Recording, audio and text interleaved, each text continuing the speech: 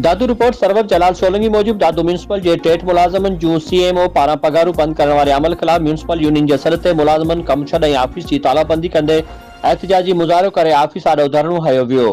मुज़ाहिरनि अब्बास अली सुहाग, शाह महमूद सोलंकी, अमीर अंसारी, शमशाद हिंगोरो, हमज़ा फ़कीर ऐं ॿियनि एहतिजाज कंदे दायो आहे त हर महीने सीएमओ ममताज़ उनर बिना जवाज़ मुलाज़िमन जूं पगारूं बंद कराए छॾे थो। उन्हनि वधीक चयो त मुलाज़िमन जूं पगारूं बंद थियण सबबि संदन ख़ानदान फाका कशी वारी ज़िंदगी गुज़ारण ते मजबूर आहिनि।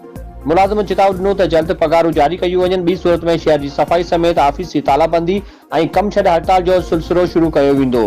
ॿिए तरफ़ म्यूनिसिपल एडमिनिस्ट्रेटर ज़ुल्फ़कार अली जतोई जो चवणु आहे त मुलाज़िमन जूं पगारूं सीएमओ ममताज़ उनर बंद करायूं आहिनि। मां सिर्फ़ 8 मुलाज़िमन जूं पगारूं बंद करायूं आहिनि जेके ॿाहिरीं ज़िलनि मां बदिली ॾेखारे हिते ज्वाइन कयो अथनि।